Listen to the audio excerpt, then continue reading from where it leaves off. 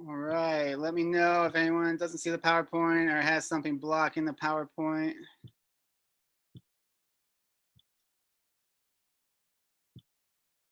All right, well, we'll go ahead and get started.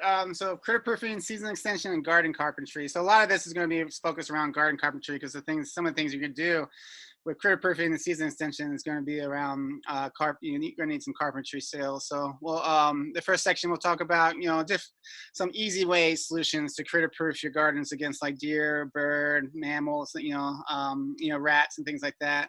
Talk about season extensions, which is how to actually extend your garden if you want to do a winter garden. A winter garden is often just like a fall garden that is doing really well, and you just give it a little bit more protection and then grow it out all winter long. Then we're going to kind of dive into having just kind of like some 101 on carpentry, on hardware, power tools and things like that. Normally we do this class as like a hands-on class. We do it at our tool share at Twin Oaks Community Garden, and we give everyone a chance to kind of try out the tools. We'll definitely keep, as soon as this pandemic's over, we'll have more of those classes. I mean, it's a good chance just to try tools out and stuff, but for now, we'll try to just explain everything as much as possible online. And then the last part, actually, alternative materials, we incorporated it into the hardware material. So the last, just ignore the last section. But the first section we're going to talk about is critter proofing. So there's a lot of mammals out there, deer, birds, squirrels, that can just drive you crazy. So we'll start out with deer. If you live close to like Rock Creek or DuPont or have any kind of forest, yeah, you're going to have some deer issues. And unfortunately, like we keep on destroying more and more of their habitat, which means they're encroaching more and more, or they're, they just, a lot of times they just don't have a lot of places to go. Like when we built uh, it's not Sam's Club, but the place like Lowe's and all them up by Fort Lincoln area. I mean, that was all wooded area, and it was lots of deer in there. They just cut down all that, like majority of those forests. So now the deer are kind of roaming around the neighborhoods with not a lot, looking for food. Costco, thank you. So I mean, they are an issue right now. We'll talk about different ways. For the most part, outside of rats, I'm just going to talk about humane ways to take care of these animals, to kind of just deter them or keep them away from your gardens. And then, so the best thing that works with deer are motion sensor sprays. This is like from all the people I know have deer issues and have used these, this is like 100%, like the best solution for deers. Is you buy these things, it could be they come in a lot of different varieties. Some of them you have to plug in, you can hook up your hose. Other ones have their own solar power and have their own water, vat. But ideally, there's a little laser that comes by, and if you know the deer are coming into your garden and at one certain direction or one point, when that deer crosses that laser, it's going to shoot that deer with a spray of water, and it freaks the deer out. They do not like that, and from what I hear, they won't return after they get sprayed once. So this works great, but again, you have to get one for each entry point. So if a deer coming in multiple different directions, you might have to get a couple of these. You will definitely spray yourself and your dog and a bunch of other things, but I know people have had a lot of success with this one. Um, and then other things like repellents, just like different aromas that like pheromones and things like that will keep, that deer, when the deer smell it, they avoid it. A lot of times it's like more predatory animals, like deer, typically don't want to be around humans. They don't like the smell of humans. When they smell them, they run away. So if you go to like a local barber shop and just like, they'll be happy to give you all their hair that they cut off, and you just kind of make a perimeter with that hair, and that just like the pheromones that's coming off of the hair and the smells should keep the deer away. The problem is like you have to like do that quite often, like it's going to blow away, it's going to rain, so it's kind of a common practice.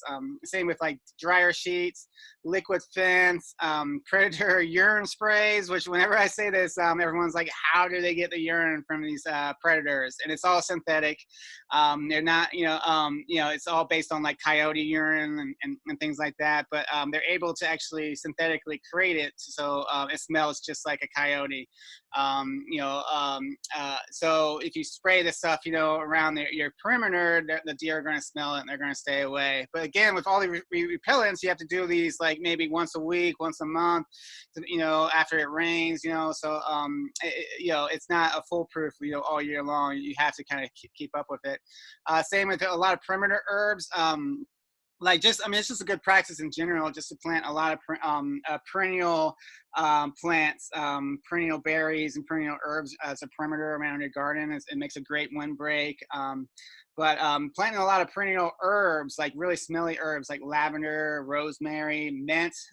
Just be cautious with mint. It spreads like crazy. So you keep I recommend always putting mint in like containers, or else your whole garden is going to be mint. You can control it. It just takes a little bit of effort.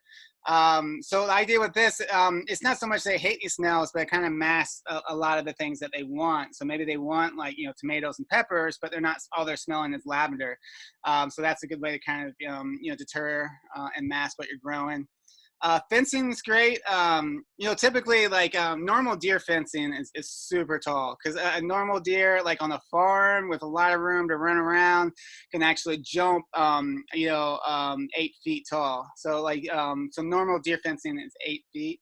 I've never heard of a deer jumping over 8 feet of fence in an urban environment, especially when there's not a lot of room to get a running start and all that stuff. So typically just getting any kind of fence, 4 feet, 6 feet works really well with deer. Easiest way to do this is just get T-posts and cattle fencing. So T-posts are like the metal posts that you could just hammer into the ground, and then they have these little notches, and you just get some cattle fencing, which cattle fencing, it's a particular type of fencing that's got small enough holes where big mammals can't get through. Rats and squirrels can, but like deer and hedgehogs and or whatever, not hedgehog, groundhogs and stuff can't. So yeah, just putting like a 4 foot, fence around your garden. It's pretty simple to put this up, and that's often enough just to deter the deer. A lot of times, like if you do have like if the deer if you do have deer that's jumping your fence, and you don't want to do an 8 foot tall fence, do wide fence. Deer have terrible depth perception. So a lot of times, if they can't really see fully over, past the fence, if it's not a simple little 2-dimensional fence, they won't jump over it. So that's why a lot of people, like in farms, they'll do these deer fencing it's like 4 feet wide, but it's only 4 feet tall. But deer will not jump over that because they can't, clearly see where they're going to land. So, so a lot of people will do these types of fencing if they don't want that super tall fence. And then like, dogs, if you have a dog, let your dog run around, your garden and stuff. Just so you can get that pheromones of your dogs, just get that, in that ground and around that area. And like, deer do not like dogs. If they smell a dog, they'll stay away. All right, squirrels, rabbits, and rats. So the little mammals. So squirrels are probably the worst. There are some rabbits in DC, but not a whole lot. It's mainly squirrels are the main problem. And then, like I said, rats can be an issue. We'll talk a little bit about. The easiest way to get rid of these guys, if you want to do it humanely, Have a Heart is this company that makes humane traps for they have all different sizes, for up to like groundhogs and raccoons to like small, chipmunk cages. But you get the squirrel cage. We have some in our tool share. When that opens up back up, you can definitely borrow them. You just bait them with some peanut butter or whatever on that little bait. They walk in, they step on it, the latch just closes. The thing about these things though, you have to check them daily. Like if you leave an animal in there for a day, like for more than 24 hours, it's just going to freak out and probably have a heart attack and die, which is like, kind of defeats the whole purpose of trying to be humane, and then just letting them like freak out. So definitely want to check these cages edges as much as possible. A lot of times, like with squirrels, a lot of times you'll see like your tomatoes, or if you're growing fruit trees, you'll see peaches. They'll see a bunch of them on the ground. They'll have like one small bite, which is super frustrating, because you're like, why, you just destroy that whole fruit just for one little bite. But the reality is, a lot of times you'll see that during the really hot months of the summer, and that's because it's not necessarily they're looking for food, but they're looking for water. So like perfect example, this guy, a squirrel, is just taking a bite, and then he's just going to slurp up a bunch of moisture from that tomato, and then just leave that tomato. So a lot of times, if you're seeing that, you can add, put out some water dishes, bird baths, things like that. Give a water source that these squirrels can drink from, and hopefully you'll see, if they have an easier source, they're not going to open up your tomatoes for moisture. Different kinds of hot pepper sprays, blending like hot peppers, garlics, onions. There's a whole bunch of different types of sprays out there, recipes online. Some people ferment them, some people just blend them, and then you get spray them. If you mix it with a little Dr. Bronner's is this like organic soap. Mix it with that, it will actually stick onto plants a lot better. Like if you want to spray them on your tomato plants and stuff to keep critters from actually eating them. But definitely, wear gloves and goggles and things, because you're essentially making like mace. So if you don't want the wind to pick up and spray that right back in your face.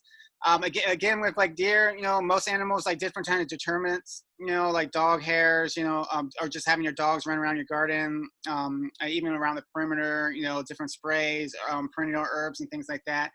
You could try motion sensor sprays, but it's going to be really hard. I mean, to kind of get you gotta have a pretty solid path where squirrels are running down this branch to my garden, so I'll set it up on the branch, but like it's pretty tough to spray these guys.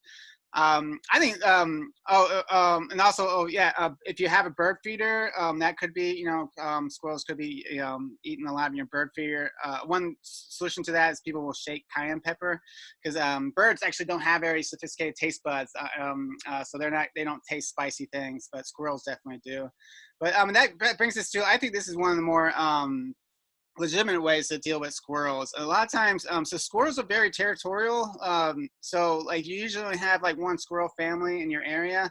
That's why often, like if you capture them, sometimes you'll get like a new family in there. But if you're able to feed those, squirrels, like they make a lot of squirrel feeders. As long as you keep these things full and you keep them away from your garden, fill them with seeds and corn and stuff. I mean, there's a really good chance you could just keep them full and they won't mess with your garden. Because they're going to prefer all these like nice seeds and stuff, instead of like trying to get the seeds from your tomatoes or something like that. So I know people have a lot of success with this, but the thing is like you got to keep it filled. If you don't check it once a week and it gets empty, they're just going to go straight for your gardens again. So and definitely hardwood cloth cages. We're going to talk more about that in a little bit, but that works really well. Like actually having cages on top to prevent them from, like this is actually the Brain Food Garden, the one that's downtown in Chinatown. So we built a lot of like critter-proof cages on top of their beds, which I'll talk about how to build these in a slide later in this presentation. And then rats. So this is the only time I'll talk about like kill methods is with rats, because we do need to be really careful with rats, because they are a public health issue. They can, track diseases and things that, you don't really necessarily have to worry so much about with mice or squirrels or things like that. So if you do think you have rats, you do need to take it pretty seriously and kind of deal with it. The easiest way to know, unless you actually see a rat, which they do come out and you can see them, if you do have them, but checking, like if you have some holes, just measuring the size of the holes will give you some indication of what you have. Like if you have really small holes that are less than an inch wide, they're probably a lot of ground insects like mason bees and things like that, and carpenter bees. They burrow into holes, really small holes, like about less than an inch or so into your ground. We have a bunch of them in my front porch, underneath the front porch. And they're actually like native bees are actually way better pollinators than honeybees. So I definitely recommend leaving those, unless they're actually burrowing into parts of your house, or stuff like the carpenter bees will, you know, sometimes burrow into, like, especially if you have like wood surfaces that's not painted or sealed, they could burrow into that. So that's the only time I would recommend really like dealing with these guys. But then you have voles and moles, which I'll show you more about those. Those guys are pretty small. They live in holes, or at least the surface. So their holes are going to be about 1 inch to 2 inches. And then you got rats. Typically, if your hole is between 2 to 4 inches, that's going to be a rat. There's not many other things that have you're that close to that size. And then groundhogs, you know, if you have a much larger hole, like 6 to 10 inches, is probably a groundhog. So if you do identify, if you do actually see one, or if you see you have a bunch of holes that are about 2 to 3 inches or 4 inches wide, you do want to, you know, respond very quickly. So it's really important. I talked about this on the Kojo show. It's like rats. I mean, they're not attracted. They're not like smelling your tomatoes and then coming over your garden. They're attracted to like really pungent, rotting smells, like things that you get in the dumpsters and like, you know, bad compost situations and stuff. So, but if they are attracted to your garden, I've seen this many times before. Like a bad compost situation will attract rats, and they'll eat all the compost. And then once they're done with that, they'll stick around and they'll burrow into your garden. They love sweet potatoes. Like they love you know, squash plants and things like that. So it's really important to kind of respond really quickly to rats. But like, again, I don't want to scare people. Like, I mean, just building a garden isn't going to attract a rat, but you know, doing a bad compost bin could. So definitely, if you're going to plan on doing composting, definitely take some we have some classes about that. Definitely, you know, be very intentional with composting, because that's the thing that's really going to attract your rats. But what's great about backyard gardens, I mean, this is more of an issue with like if with big gardens, like community gardens with big compost bins, and it's like it's a big deal. But like with your backyard stuff, I mean, it's not a big deal. Sometimes just scoop up, you know, whatever bin you're using and throw it in a dumpster. You know, just get rid of like whatever's smelling or attracting animals. A lot of people talk about chickens today, so a lot of times like chicken poop, if you're not like actually picking that up and taking care of it, could attract, you know, rats and things like that. But if you do have some rats, there's some really, you know, easy solutions to that. If you want, you know, if you got a heart of gold and you want to try to capture them, you can use some have a hearts. But I definitely would, you know, I would, you know, encourage, you know, I don't like to kill things, but like rats is one of those things, just because it's a public health hazard, that I would recommend, you know, trying to kill them. Poison, you can get these, if you do food poison, you want to get these like actual cages that seal up. That way you don't, your neighborhood dogs and cats aren't going to eat it or anything like that. But again, if you're using poison though, you want to walk your site at least once a day. Normally, like rats, when they eat poison, they'll feel sick and they'll go back into their hole and then they'll die in the hole. But sometimes they don't make it there, and it's really important that we find them and just like, you know, just get a shovel and throw them into your, you know, garbage can, because you don't want like, you know, a bird of prey or a dog or somebody, you know, eating that rat after it's been poisoned. And you can also get these like little tiny pebbles that work really well for the holes. If you want to actually bait the holes, you want to actually put a handful in there, and then get a stick and push all these pebbles at least a foot into the hole. For some reason, they don't don't pay attention. Like an exterminator was explained to me once, that they don't pay attention to anything at the entrance of the hole. It has to be down into the hole before they'll grab it and eat it. And you just want it, you know, far enough down where you don't have, again, like dogs or cats like eating it. You know, a real easy solution, dry ice. It makes carbon dioxide. You know, you get dry ice from liquor stores, and Harris Teeter sells it, and just like shoving a bunch of dry ice into all the holes you see, and then maybe covering up the holes. You know, wait a couple of days. If you see some new holes, put some more dry ice, covering it up, and that should take care of them. I've actually heard the really good results from that. A lot of exterminators that work for the government, TC government, are using dry ice. One of the cooler ways, though, there's actually a lot of dogs that have been bred particularly to be rat hunters. You know, terriers, pinchers, you know, all these different kinds of dogs. I know, you know, people that have these dogs will swear that they will, you know, you let them run around in your yard, they will get the rats. There's even a dog crew that the DC government rat patrol folks actually use every once in a while for really like important sites. It's expensive, but so they don't use it very often. But really, like, if you don't, I mean, if you don't want to deal with this, if this is like too much for you, just call a exterminator. They'll come out. They'll talk you through it. You know, like, they won't do anything that you don't feel comfortable with. But main point of this, like, don't want to scare anyone. Like I said, like, you're not going to attract rats, just, you know. But if you do have compost systems, or you do have like a giant dumpster by your garden, you might get some rats. The important thing is just to respond and deal with it as soon as possible, and don't let it, you know, get out of control. So a question, when done with the slide, can you back to the other screen when you said to place red pepper in the red feeder? Yeah. So the bird feeders, so if you do have birds and you have squirrels and you have bird feeders, let's say you want to have birds, you put out all these feeders for your birds so you can watch them. Squirrels may eat all the bird seeds, but squirrels love bird seeds. So if you want to preserve that, sprinkle in red pepper flakes into the bird seeds. The bird seeds are usually like really small seeds, and you just mix it up with some red pepper flakes, and the squirrels will definitely stay away. But birds actually don't really have much taste buds, so they don't mind. They're not going to, you know, taste or feel the hot sensation from red pepper, so they're fine. This is more just to keep the squirrels out of your bird feeders if you want birds. But a lot of people don't want birds, and we'll talk more how to deal with that too. All right. Hopefully, I didn't scare anyone on the rats. Like, again, I don't. Yeah.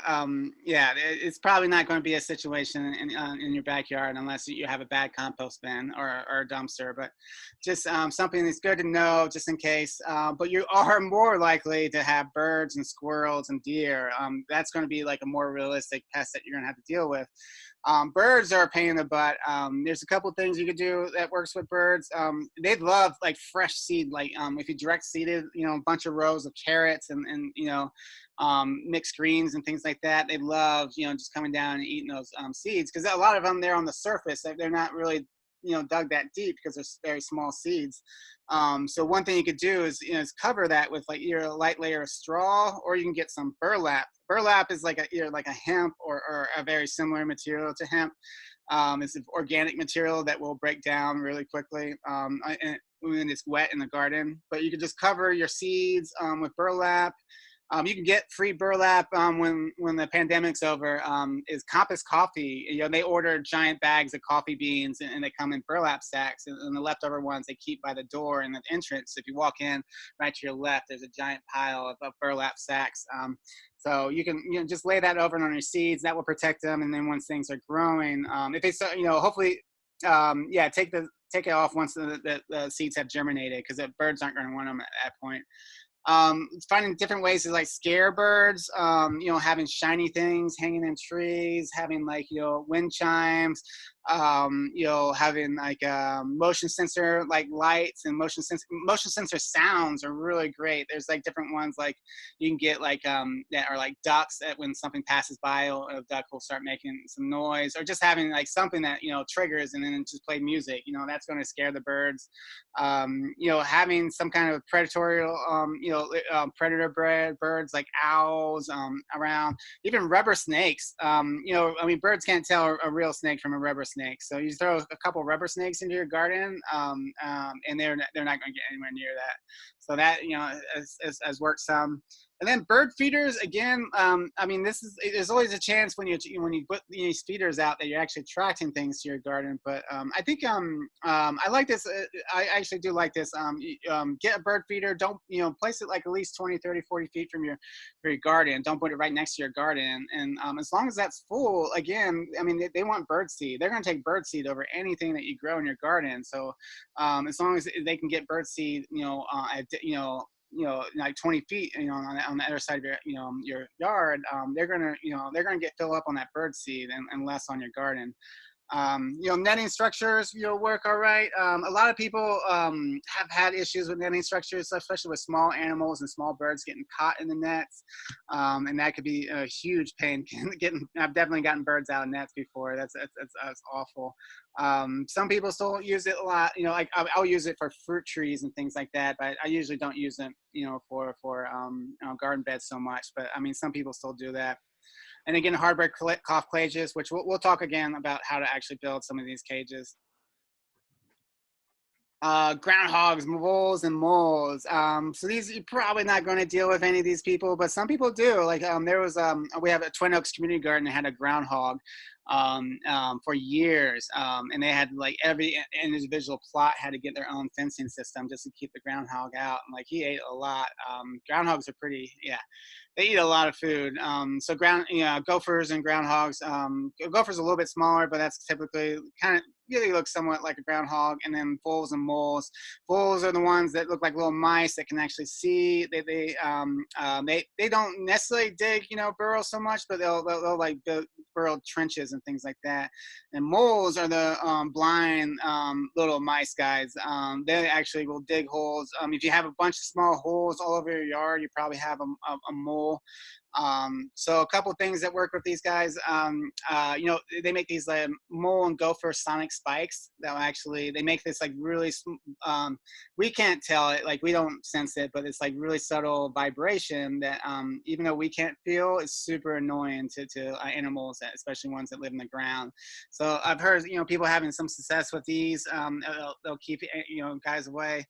Um, and then okay, and then fencing, hardware cloth. I'll show you a closer picture. Hardware cloth is like a super duper chicken wire. It's like 1/2 inch, a 1/4 inch holes.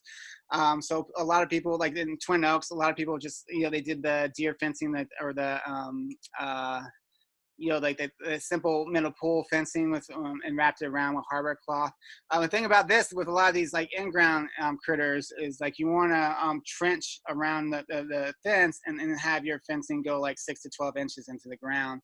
So that way a groundhog can't just like dig underneath your fence to get to your plot.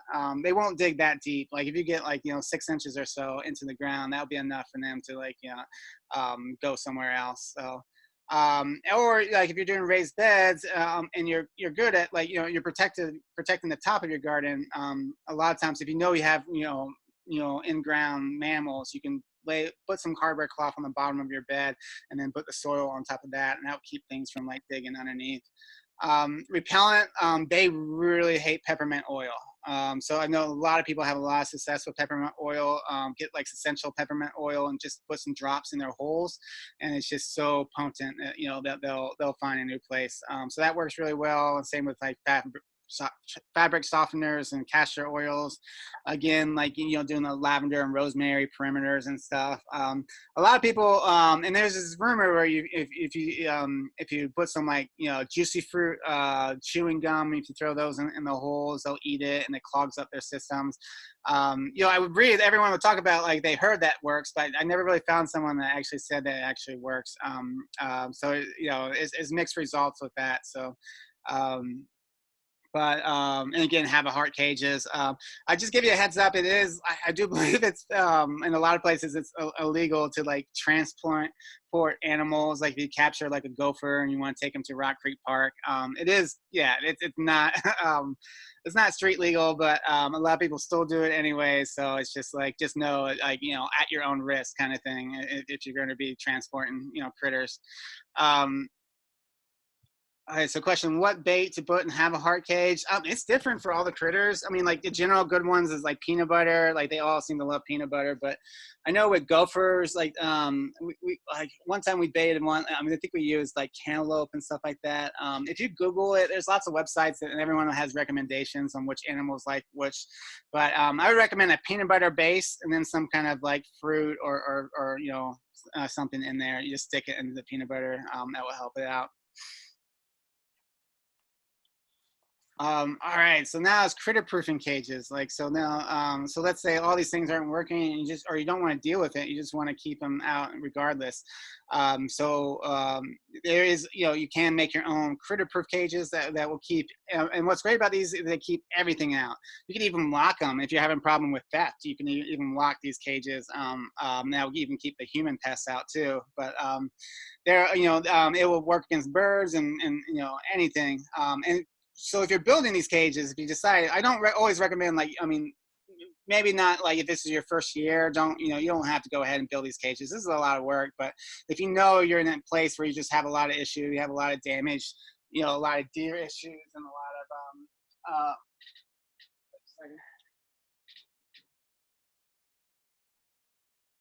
Sorry about that. Just knocked over water. If you have like a lot of like deer issues and squirrel issues and things like that, and you're having every year, you may want to think about building some of these cages. And so, I mean, when your first question is, do you want to actually cage your whole garden or individual plants? So you can make some really easy cages, or you can buy ones like you could bring them out like and just cover your individual, you know, lettuces and stuff. And that's really nice because like maybe you don't want to cage the whole plant place the whole time. Maybe just like at certain points when like things are ripe, or do you want to cage them? So that's a really easy solution. You could even get like landscape fabric staples and staple them into the ground to keep them kind of more secure. But then if you want to, you know, do the whole cage, it's really, you got to think about like, what are you growing? You know, is it going to be small, medium, or large things? Like these are strawberry cages. So strawberries, I mean, they don't get more than a couple inches tall. So this is perfect. So we just made like a 2x4 top to a raised bed, put it on hinges, cut a little hole for the drip irrigation. We actually even put like a latch with some lock on it. So because this is the brain food garden, and they actually had a lot of theft down, you know, it was downtown DC. So yeah, a lot of people did pick a lot of their things.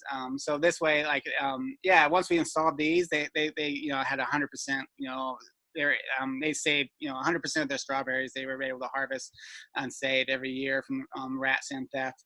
But then there's like bigger things, you know, like if I want to grow things that are going to be a little bit bigger, maybe I can think about doing low tunnels, which we'll talk about. And that's our next section, is how to actually make the hoops and stuff. So maybe I can, you know, you can make a 2x4 base. You can either just like pick the whole thing up, or you can put it on latches and just have it all, you know, latch up. But then like even bigger, like if I wanted like a 5-6 foot tomato, you know, so you can even think like even bigger cages as possible. And then, and once you get so big, I mean, you could still, like this one has latches, you can still latch it up, but it's going to be pretty heavy, and there may be a lot of pressure on the latches. So at this point, when you're building these cages this big, I would think about actually, you know, doing some doors, just getting some hinges on you know, doors. And that way you could just open this up and then harvest and then close it. And this is, I've seen a lot of these, and they work really, really well.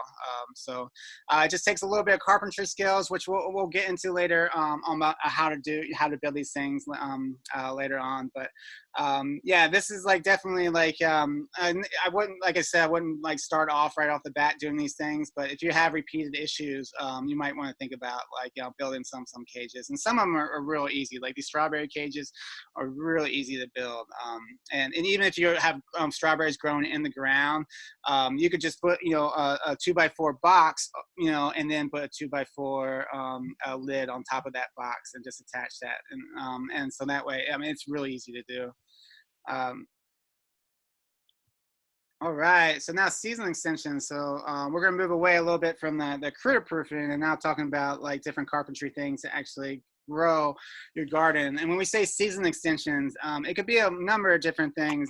It could be a little bit about how to actually, you know, start growing earlier in your spring, like different ways to warm up your soil and take your soil temperatures and stuff. But mainly we're talking about growing winter gardens.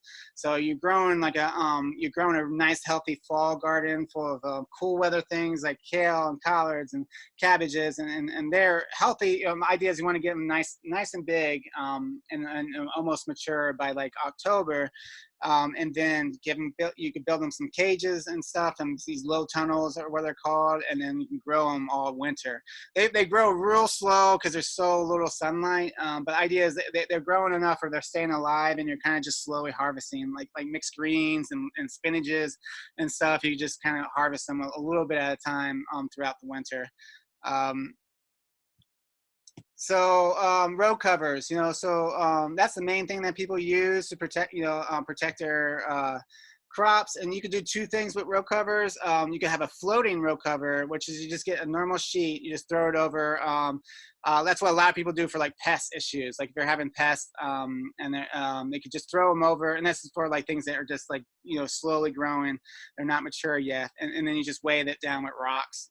But once they get big enough, you're going to have to take that off. The idea is like, you know, while they're so vulnerable and young, you can kind of protect them. And then like once they get big enough, you can you know, build your hoops, and actually throw the cloth over. So there's different grades. Typically, row cover is made by either Reemay or Agribon. So there's two different types of companies that make this cover, and they're just called Reemay and Agribon. It's like Kleenex. It's just like when the companies like, you know, refer to as like the product. So if you're using Reemay or Agribon, there's different grades. And like winter is like you want like thicker grades, you know, that's going to actually, you know, give some protection against winds and keep things warmer. But in the summer, you want the lowest grade possible, or even look for things that are called pest cover, because that's not going to, you know, hold in much heat, and it's mainly going to allow air and sunlight and things to get to touch the plants as much as possible. Just know when you do this stuff, if you have pollinating plants, when you know when their flowers open, you need to open this up and let the pollinators in. This question, I hear they are calling for some snow this week. How to protect my new seedlings? Yeah, for sure. I didn't hear. I heard they're it's going to get down below freezing here soon, but I did not hear snow, but I wouldn't doubt it. Yeah, so most of your cool weather stuff should be fine. If you just planted your greens and things like that, you should be okay. Those are all frost tolerant. Actually, if a frost touches a lot of these things, they'll actually they have an antifreeze defense system where they actually convert a lot of starches to sugars, because the water in the plant cells, they turn it into sugar water, which has a lower freeze temperature, which will keep the you know, like a tomato, when a frost hits the tomato, it freezes all the water on its cells and bursts and kills the plant. But with cool weather stuff, it actually gets sweeter. So you should be fine for most of your cool weather stuff. But if you have planted any summer stuff or any like beans, or if you're just worried maybe they're just vulnerable and they're not doing very well, you can do little things to protect them. One, you could do some of these season extensions we'll talk about, but you could also just get like cut out, like, you know, if you know it's just going to frost for one night, you can get a bunch of like milk jugs and cut out the bottoms and just cover your plants. Because the harshest thing is like when the frost actually touches the plant, or when the wind. Those are the two things that will actually kill the plant. So you can make individual little greenhouses, and that works just for like, you know, temporarily. But if you're really worried, you can actually build some of these too. Some of these low tunnels. So low tunnels are basically when you get like different kinds of hoops, and you just cover the hoops with some kind of, you know, Reemay or Agribon, and then that just protects it. The main thing it does is it keeps the frost from touching the plants, because that is a bad point. Even though some of these cool weather stuff will survive most, you know, light frost, if it's a heavy frost, it could start, you know, killing these plants. So it keeps the frost off of these plants, and it gives them some kind of wind protection. That's like probably the worst thing in the winter is that kills your plants, is the wind that's coming from the north. It's a pretty harsh wind. So again, like the lower the number, like Agribon 15, it's the light. Lower the number, the lighter it is, and the more light it allows in. And then the higher number, it blocks light, but it adds more insulation. So you want to do a higher number for your winter plants. So how to actually build some of these low tunnel specs. We'll talk in a second how to actually build these hoops, but basically you want a hoop, you know, you want it to be tall enough where none of your plants are ever going to grow tall enough to touch the top of it. So like if you're growing kale plants, you know, research how tall is that kale plant going to grow, and then add a couple inches, and that's how tall each hoop should be. And you want to space them out, you know, at least every like 2 or 3 feet have a hoop.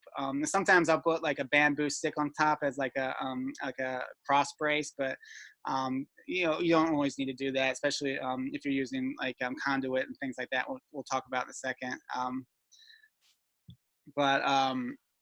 So fasteners. So before we kind of jump into the hoops, let's say once we built the hoops, we need to throw this cloth over, but how do you keep the cloth from, you know, blown away in this? And typically, what I do is I'll have one side I'll have static. So I'll get a bunch of these landscape fabric staples or landscape staples, and I'll put them in on one side.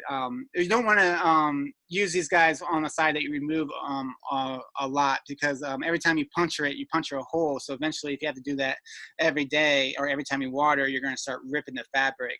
But if, I would say like the north side, I'll keep that the static side and just have landscape fabrics just holding that down. And I won't plan on ever removing that side when I want to water.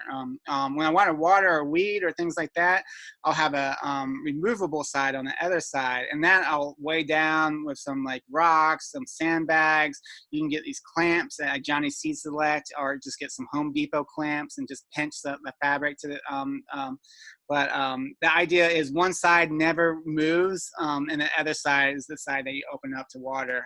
And that way, it just works a lot easier. You're not going to rip apart your one side.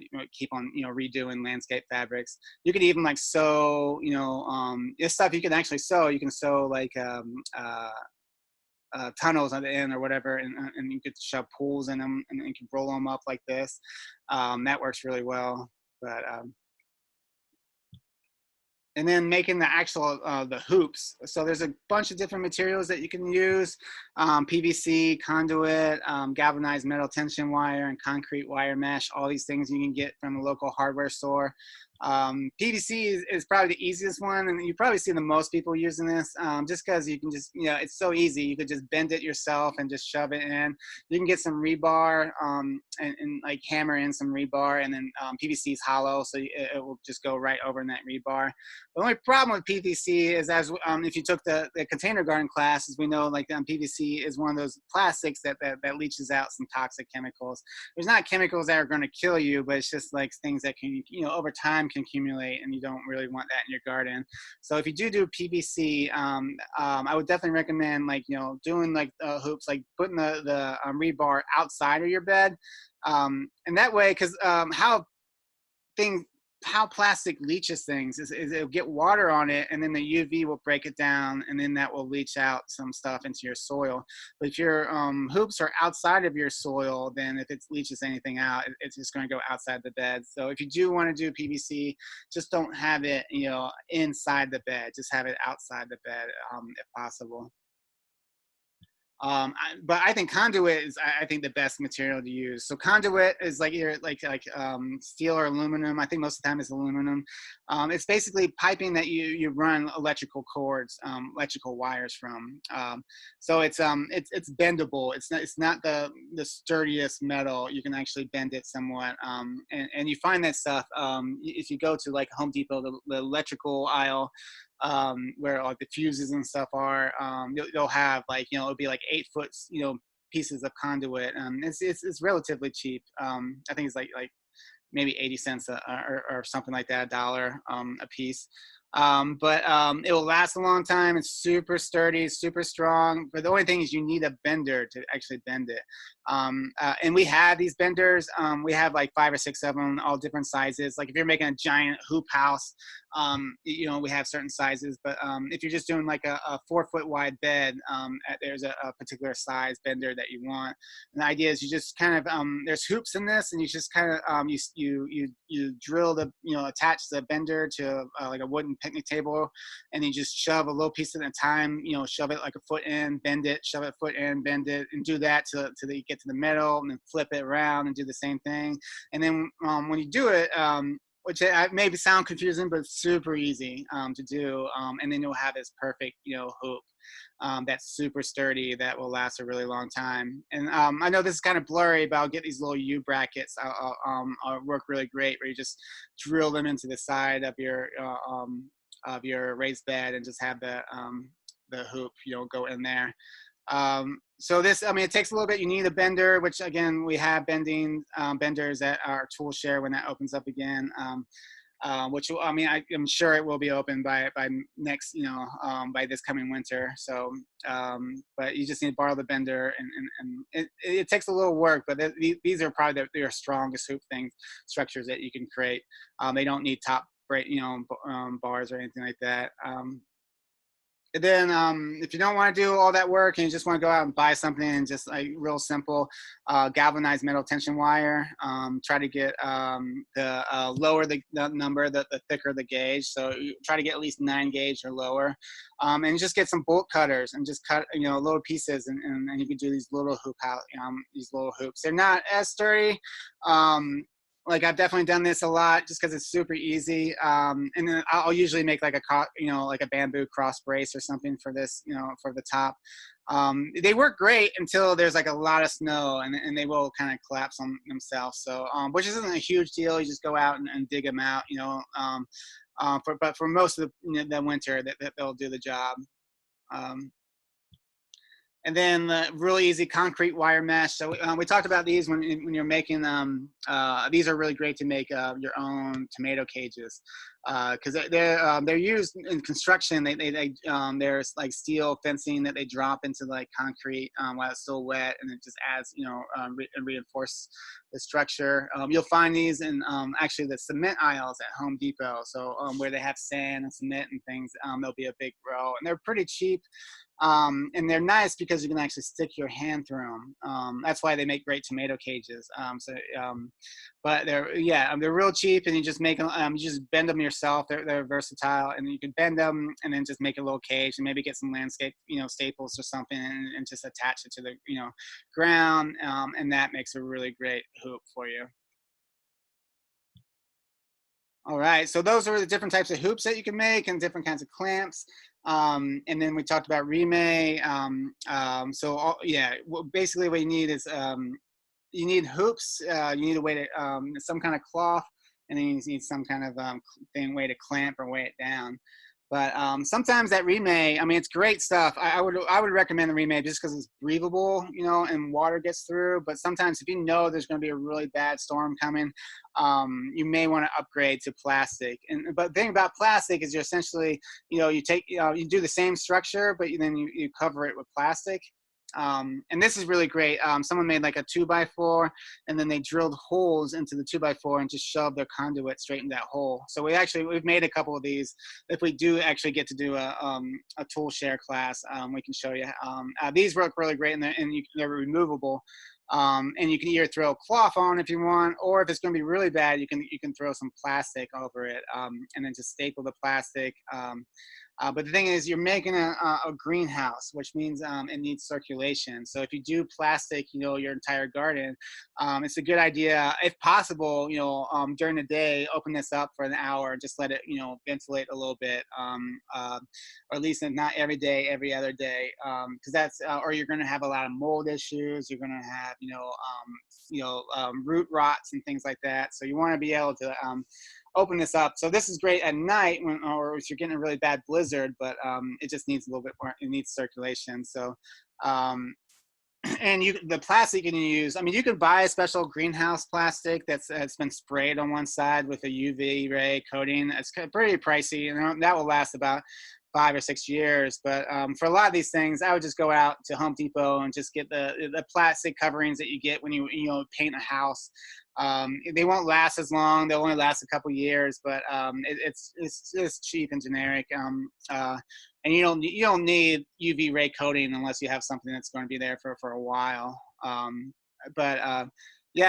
These work really great. And a lot of times what people will do is they'll start out with fabric, and then if they know it's going to be a really bad blizzard, coming, they'll get some plastic, and they'll just throw the plastic over plastic over the fabric. And then when that blizzard's gone, they'll take the plastic off. So you could do different kinds of hybrid options with this. Then movable frames, actually like going to like community forklift or some deconstruction site and getting some old window frames and things like that. You just want to make sure, if it's like old paint too, scrape that paint off before you take it into your garden, because it could have some, if it, like a lot of places like community forklift, it's like if it's a really old, like before 1970 window, it could have some lead in it. So you just want to, if it's like your old chipping paint, just scrape that off before using it. But a lot of people will make these cold frames where they just make your you get put a window, just basically just a window on top of a raised bed, or they make some kind of box, and they create a window and they attach like hinges that can open up. And these are really great to if you're hardening off plants, like you want to bring them out, and you keep this open during the day, and then close it during night, and that will harden things off. Or if you want to grow, it's a great way to grow greens throughout the winter. But again, you want to open this up, like if possible, like an hour a day during the warmest part of the day, or else you're going to definitely get mold issues and things like that. Because again, these things are greenhouses, and then they need circulation. And then hoop houses, these are really fantastic. A lot of our farms, DPR farms, have hoop houses for like farms that want to grow throughout the winter. They're they're really great because you don't like if you're building a greenhouse. Most greenhouses need some kind of concrete foundation, so you'll need to get building permits and all kinds of stuff, unless it's like some generic hobby house that's not going to last more than a couple of years. But with hoop houses, you don't need any kind of permits or anything like that. And it's a really great way. It's basically just a plastic greenhouse. You bend the poles. You get like a big hoop bender, and these are conduit poles. You wrap it up. You'll need to make some kind of door frame on hinges. And this stuff, a lot of people will splurge for like the really nice, like the greenhouse plastic that's been sprayed on one side with UV resistance. But even that will buy you about 5 years, and you got to replace them because they'll start deteriorating. And you just basically make a mini greenhouse. And if you're growing throughout the winter or during the summer, some people in the summer, it could get, you can make the sides roll up, where you get like different kinds of hinges and stuff, and you just like a crank lever and you'll roll up the sides, and that's great. So you can keep on growing in the summer so it doesn't get too hot. You could even throw like a shade cloth over the top if you want to cool it down in the summer. Then in the winter, you want to keep the sides down, at least during the nighttime. You can raise them up during the day to kind of air things out a little bit. And you can even do things to add more heat, like compost pile that's going to produce heat in the middle of your greenhouse, or add extra low tunnels, or even like getting like these big barrels of water. What happens like during the day, like the water actually absorbs the heat from the sun, and then will slowly release that heat throughout the night. So having like water jugs, if you ever see water jugs and cold frames and stuff, that's what they're doing. They're trying to capture that heat during the day.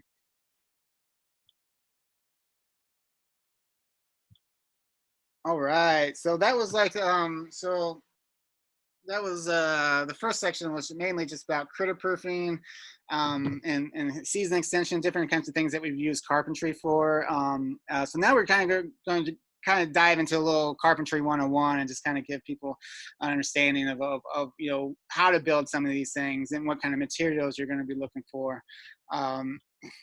So wood, there's multiple types of wood out there, that you can buy.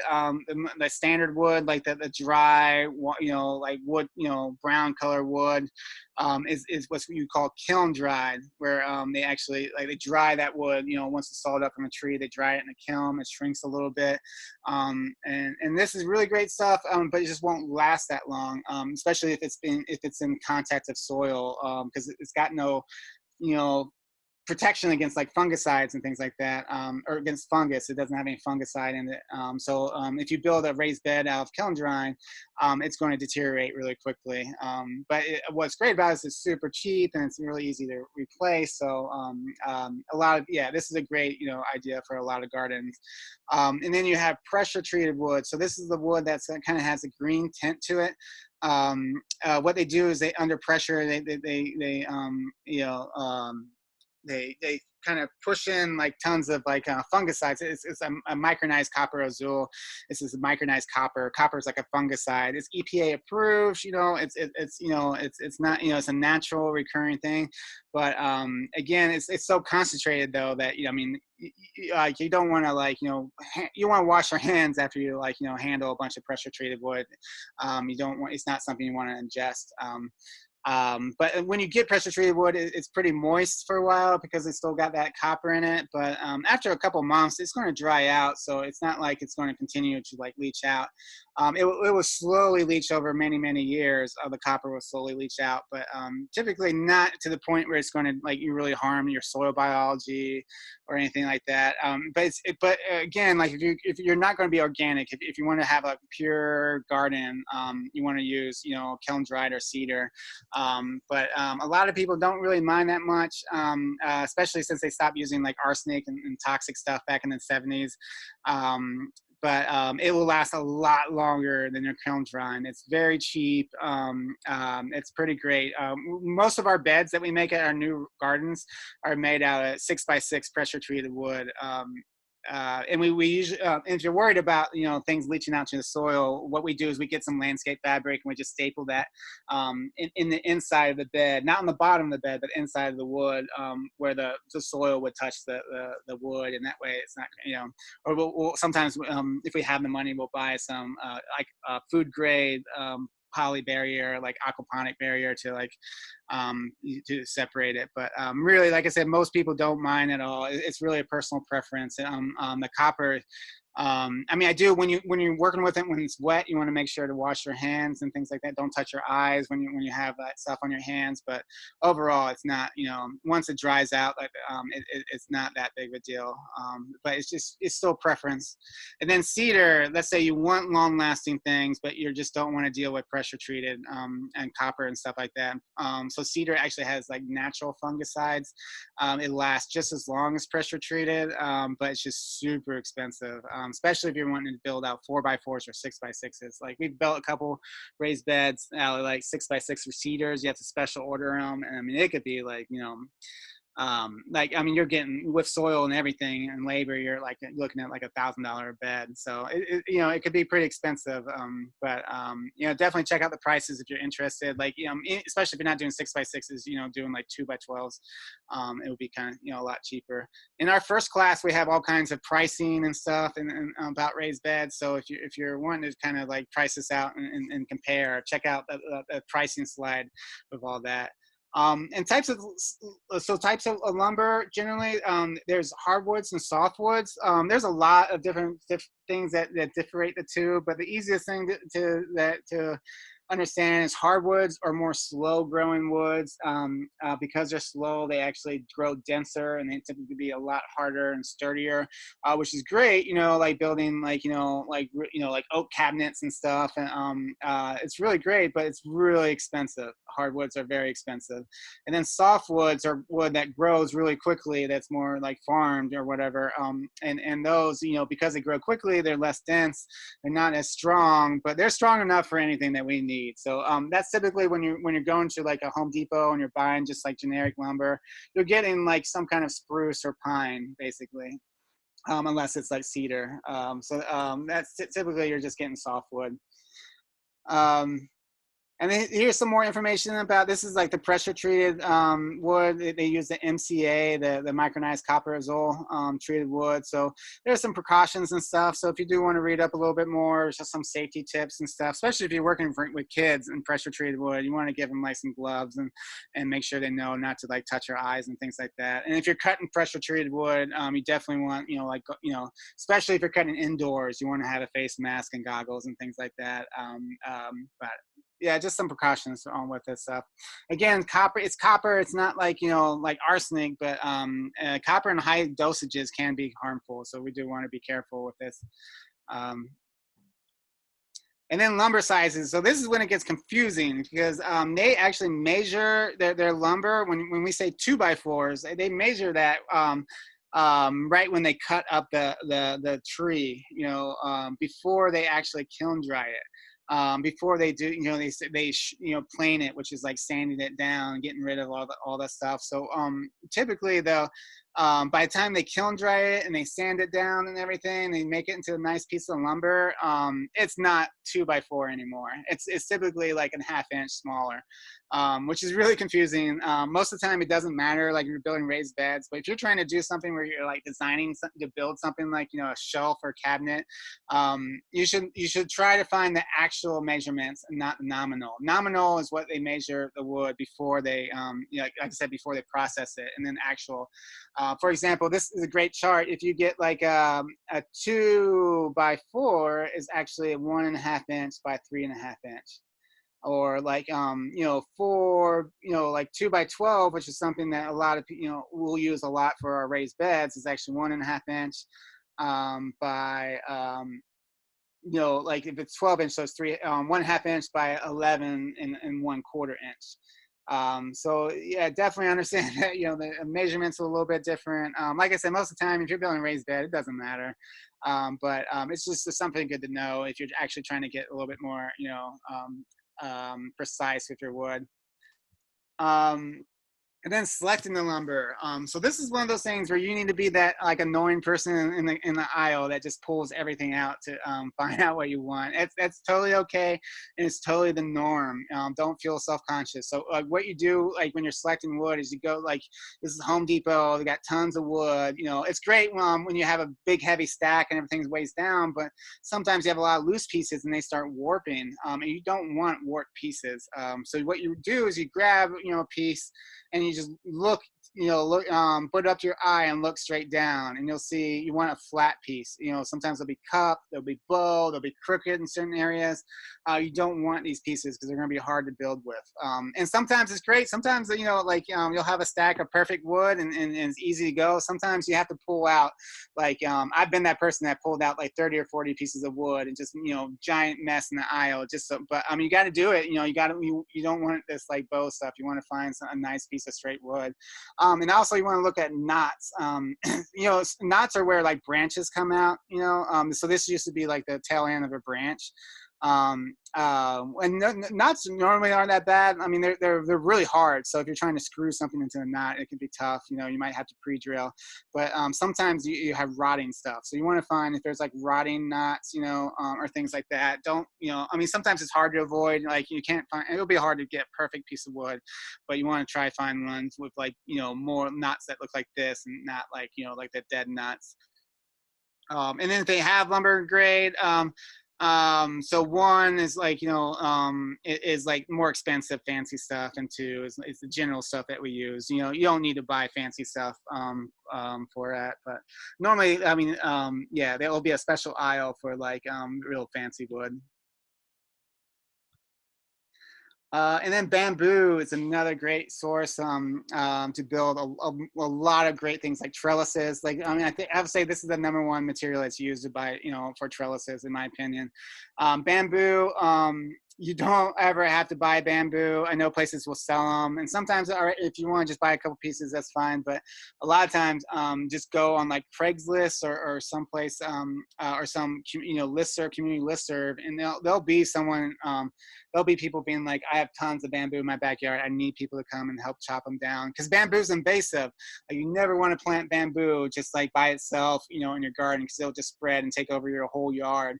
And that's where a lot of people have the bamboo yards and they can't get rid of them, so they invite people every year to come and chop them down. And like you'll after you search a couple times, you'll have your favorite houses. Like I have this one house in Tacoma that just has giant, beautiful pieces of bamboo every year that we're able to get.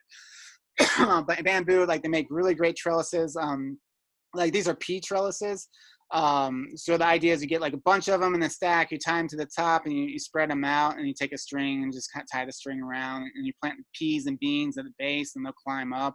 And you can, this is really cute. You can have kids hang out. Normally though in the garden, I wouldn't have kids like jumping over my garden, compacting my soil. But this is a pretty cool little picture. But a lot of times, building structures. Again, I think it was our second class. We have a lot of different examples of different trellises.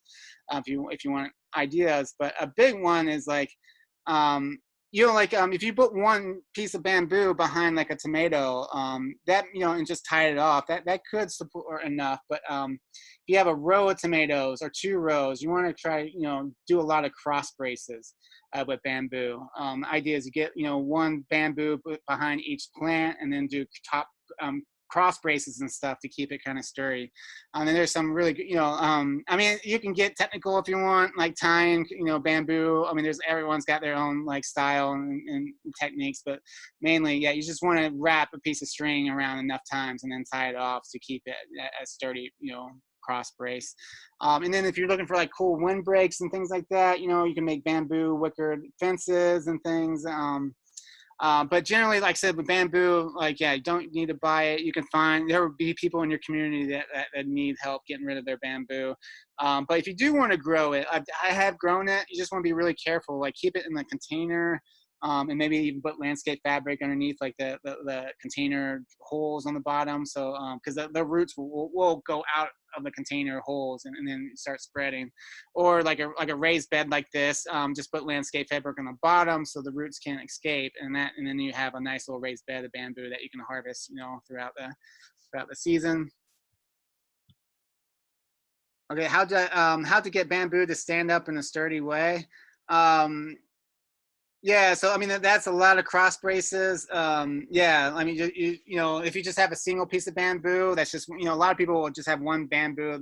They'll shove it in the ground right behind their tomato, and then just tie the tomato, you know, every 6 inches of that bamboo, and that can work, but eventually it's going to fall over. So just getting multiple pieces of bamboo shoved in the ground and then cross braces to kind of just secure it as much as possible, for sure. And then, like, you know, like finding places with like bigger, thicker pieces of bamboo will give you a lot more structure, and a lot more strength as well. And we keep on talking about hardware cloth, and this is really important to understand hardware cloth versus chicken wire. So hardware cloth, you can have 1/2 inch or 1/4 inch holes.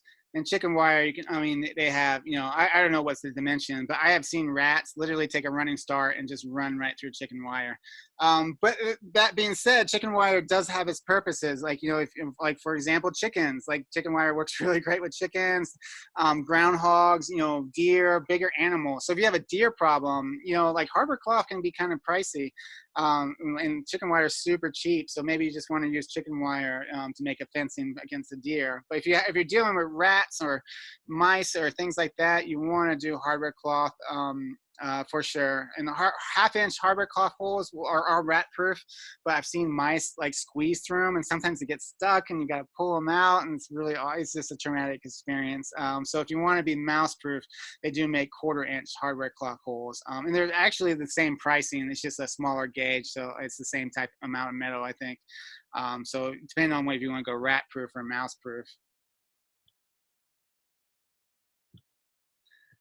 And then types of metals. So when you're actually like, you know, using screws or you know, U brackets or like, you know, like, I forget what these things are called, but like, corner pieces and stuff like that.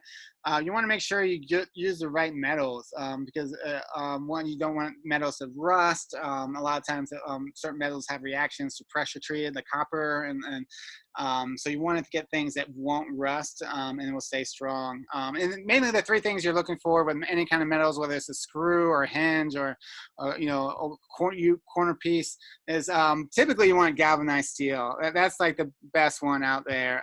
It's probably cheaper than other ones. It looks like that, kind of like the just a dirty metal. It's not super shiny as opposed to stainless steel. And But it's been, there's different processes to galvanize, and I really need to read up on this, but I think like one of them is like it's like, a chemical process. One of them is like an electrical process. But the idea, I don't fully understand it, but I know they do some kind of process to make this, where, the steel does not rust at all. And a lot of people, I've always get questions about, like, does galvanized steel leach things? I think it does leach a little bit of aluminum over a long period of time, but everything I've ever read, one, I mean, it doesn't leach that much. You don't have to worry about it. It's never at a level that you have to, you know, that's going to be toxic. Because aluminum is a natural, you know, recurring metal in soil. But and two, in order for it to leach, you need to have something acidic on it, you know. And mostly we don't. There's nothing acidic that we use in our gardens, so unless you like spill orange juice on it or something like that. Like, it's not really going to leach. So everything I've ever read is galvanized steel is perfectly okay to use in gardens. If anyone ever reads anything different, you know, send that to me. But I've spent a lot of time, reading about it. And then stainless steel is really good. It's just a lot more expensive. It's more the shiny steel. And then polymer coated. So a lot of this is just like normal steel or galvanized steel, and they just have like a poly coat that goes over it. And that's most of the screws that we're going to be using. You're going to be using outdoors are going to be these polymer coated. And then things you want to stay away from, like, bronze and brass and stuff, and nickel plated and chrome plated, and just normal steel. Like some of these things will rust. Some of these things are weatherproof, but they don't work well with pressure treated. The copper actually will mix with it and will start deteriorating it really fastly. So yeah, it's just a good idea. Unless you're intentional about it and you're using it for a specific thing, I would avoid all of these things. And I would just stick with galvanized steel and polymer coated, really.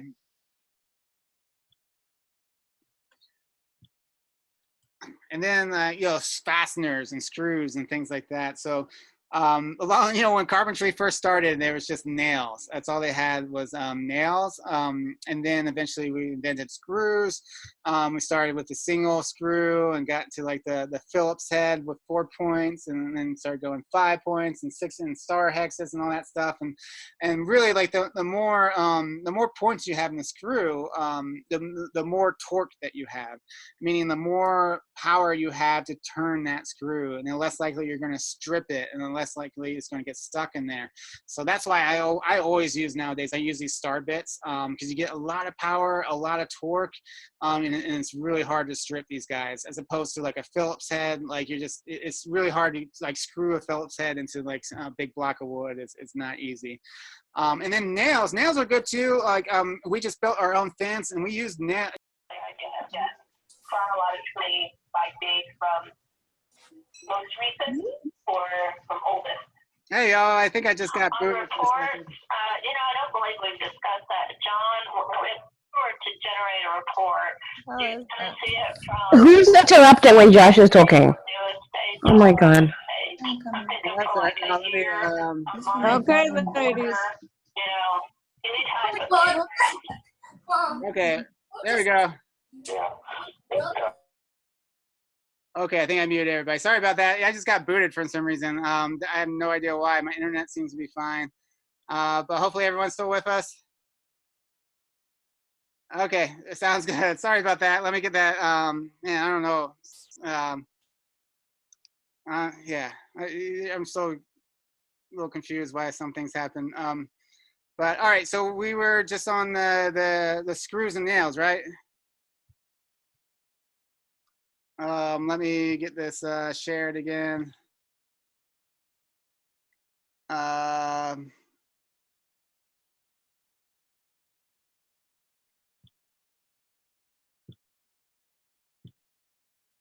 Okay, so starting off.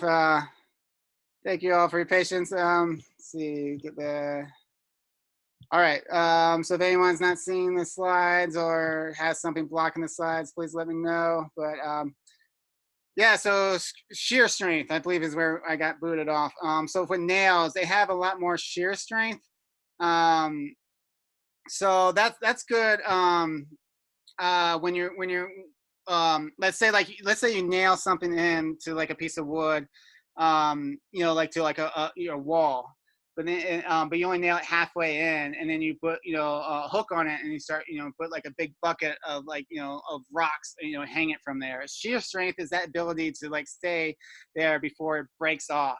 So it's whether if you need like a lot of strength, like if you're hanging like really heavy things, like it's a good idea when you're hanging like TVs and like on walls and like heavy frames. You want to use nails because they have they're not going to break off.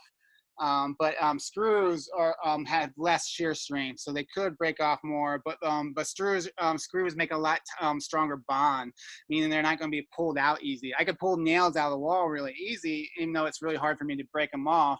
But screws I can't pull out. So that's why typically we use screws when you're doing raised beds and things like that, because that will keep things, because when you put soil into raised beds, it's going to constantly be pushing on the outside, and if you have nails, it could eventually come out, but if you have screws in, it should keep a tighter seal.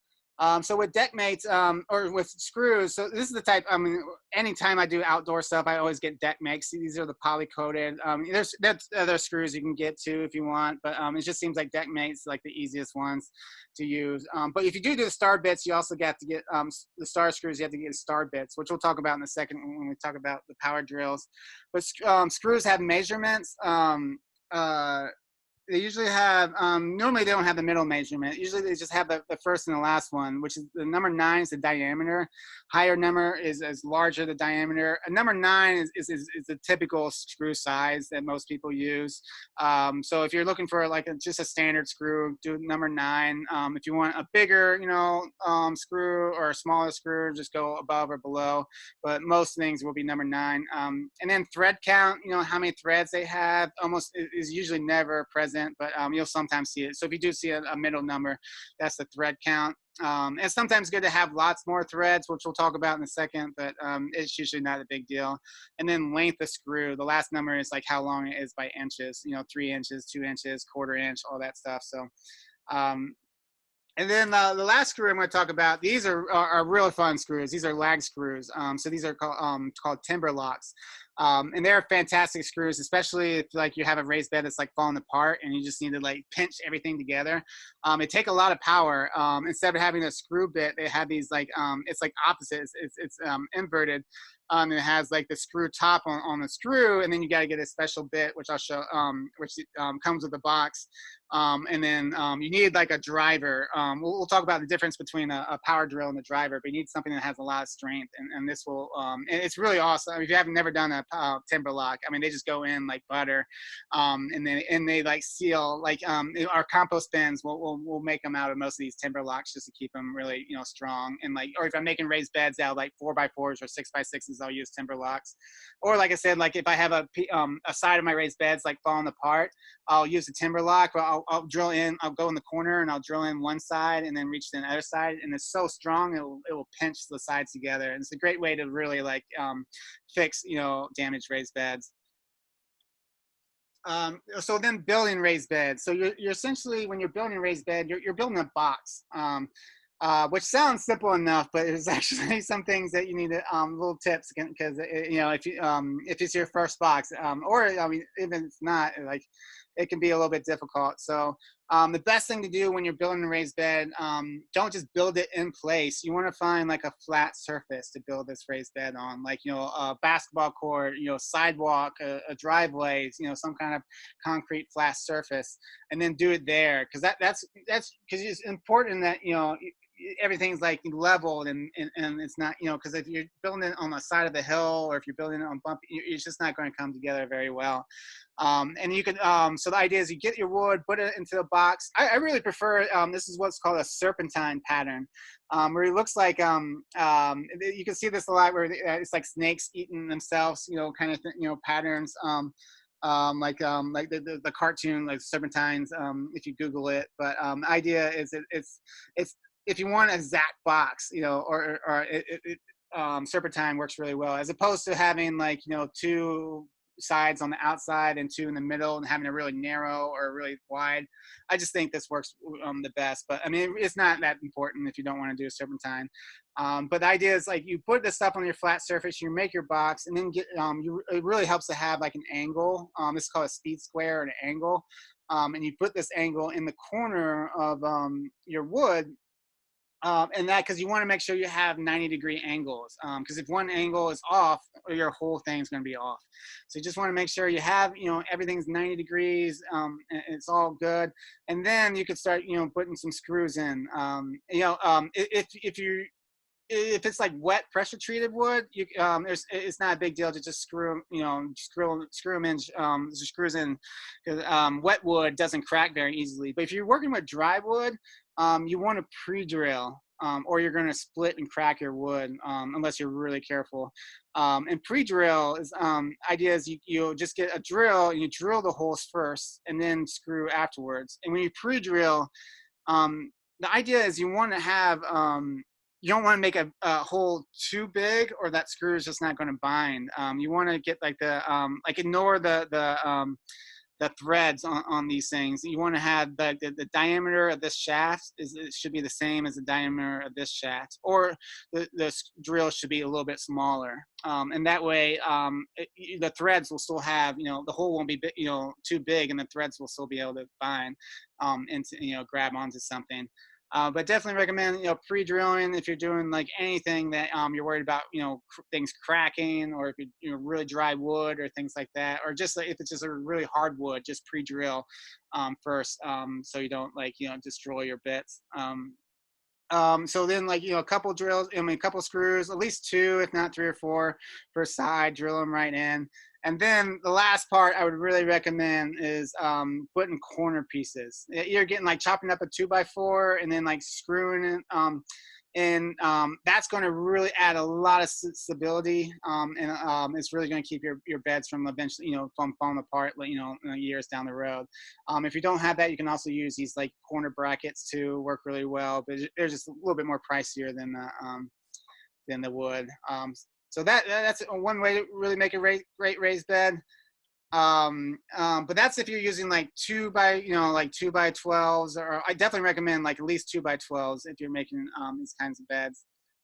What did you say pre-drill means? So pre-drill is I'll show you so let's go power drill. So for if you have a normal power drill, you can put either a screw bit or a drill bit into it. So when you pre-drill, you put the screw in first, drill the hole, and then take the drill bit out and put the screw bit back in, and then drill the screw in there. And that's just going to make it a lot easier. It's going to prevent it from splitting and things like that. But the only times I don't pre-drill is when I have fresh pressure treated wood, because it's really moist. It doesn't crack, and it's a lot easier to work with. But if I have old wood or thin wood or fragile wood, I'll usually pre-drill. And then if you're making raised beds out of 4x4s and 6x6s, it's a little bit different. You don't need the corner pieces. I mean, these things are pretty sturdy. I usually make them out of timber locks. I'll put one, I'll put one row. I'll put them out on the sidewalk or something, so it's level, and then I'll just install the drill bit, timber locks on the side, maybe one on the side and one on the top. Or one on the side, and then I'll put the next one row on top. I'll do again, I do the serpentine, and I'll mix it up with each layers. The more you mix up, the more sturdy it is, the less likely it's going to fall apart, in the years. And I'll put, some timber locks on top and on the sides and stuff. And they're a lot easier to build. They're just a lot heavier and harder to build. But I mean, it's a lot simpler than putting corner stakes and stuff for your 2x12s. Just make sure your timber locks are long enough. You can, if you want, some people will use big drill bits, and they'll drill big holes, and then they'll hammer in rebar, and that will keep everything together. But I just think timber locks is so much easier than dealing with drilling, augering holes and rebar and things like that. So definitely, if you and I really love, these are my favorite beds, the 6x6s, because if you do 3 of them on top, that's 1.5 feet. That's a nice bench height. So a lot of people, when they have mobility issues, or just people in general, they don't like to bend over all the time. It's just so much easier just to sit on the side and do your gardening, as opposed to you can't do that with a 2-inch thick board. So I really like these beds. They just cost a little bit more, but really in the long run, I think they're cheaper because your 2x12s are going to deteriorate over 5 years. These things are going to last 50 some years. I mean, this is going to be a lifelong raised bed if you make them out 4x4s or 6x6s. And then digging posts. So this is, again, if you got critter issues or things like that, or just want to build a little fence for your garden, you can use the metal brackets and pound them in, the metal T-posts, or if you want to actually dig your own posts, here's a couple tricks. It's good to get a string and make a straight line, and then have each hole that post you dig, the one side should barely touch that string, and it's definitely you can, it's too hard to eyeball. You definitely want some kind of string to be your guideline, so when you're doing a row of posts, You could do, the idea with posts is you want to get them below the frost line. If you don't, as it freezes, it will actually push your post up a little bit. So if you get below the frost line, that won't happen. Normally frost lines are like 3 feet, but they're a lot, in urban areas, they're a lot less. I mean, I think 2.5, even like 2 feet deep is a good idea. There's a recommendation that you want your post to be a third to a half as deep as the top part of your post. So if you have a 4-foot post, should have at least 2 feet, in the ground. So like post diggers, work really good. Rock bars, shovels. Like they call this a till spade, but I call it a trench shovel because I use it to dig a lot of trenches. All these different things, we have them at the tool share. Work really good. You can actually rent. We rented when we built our fence last summer. We rented an electric auger. If you have a lot of fence posts, you might want to do that. I mean, if you're just doing like maybe 5 or 10, it's not a big deal, but we did like 50 of them. So these things are nice, but you want to have 2 people. If you just have 1 person, it's going to just fling you. You have to have 2 people kind of holding it. You can rent them from Home Depot and places like that. It's pretty cheap. Materials, you definitely want to use pressure treated. It's got anytime you're using, when you're building something for structure or you're building something that's going to be touching the ground, you're supposed to use pressure treated. Just because it won't rot as easily. I mean that if you want to do raised beds, it's fine to use it at kiln drying for raised beds. But if you're building like big structures and stuff, or posts and things like that, you want to use pressure treated so it doesn't just rot in the ground after a year. And then the option is you dig that 3-foot, 2-foot hole, put the post in. You could either just backfill it with dirt or put a bunch of loose gravel in there and stomp it, or you can actually fill it in with some concrete. If you do a concrete, it's called concrete footer. You just pour a bunch of dry concrete in there and then put some water on it, and then keep on repeating that process every couple of inches, and that will seal a nice concrete footer that will keep that post in place. But as you're doing that, you want to get this level, these post levels that you actually attaches to a post, and it will tell you when you're level or not. And then power tools. So power tools and hand tools are going to be the last part of this section, or last part of this presentation. So power drills, I mean, like this all seems like easy enough, but I mean, it actually took me a while to really get be good at a drill. There's some tips that we're going to talk about. But the first thing is to understand the difference between the power drill and the impact driver. So they're both power drills, but one, a normal power drill, it's more versatile. You have a lot of power settings. You can crank it up to like 20 or crank it down to 1. And normally that's like, why would you want a low power setting? And that's if you're like drilling into like a small piece of wood, like maybe like a 2x2 or 1x1, or something that could crack. You want to turn the power down and ease that screw in instead of just like cranking it in there and then splitting the wood. But you can also achieve a lot of that just by not pulling the trigger all the way. Most power drills, if you just like barely press the trigger, you'll get less power. So you can actually fluctuate that way too.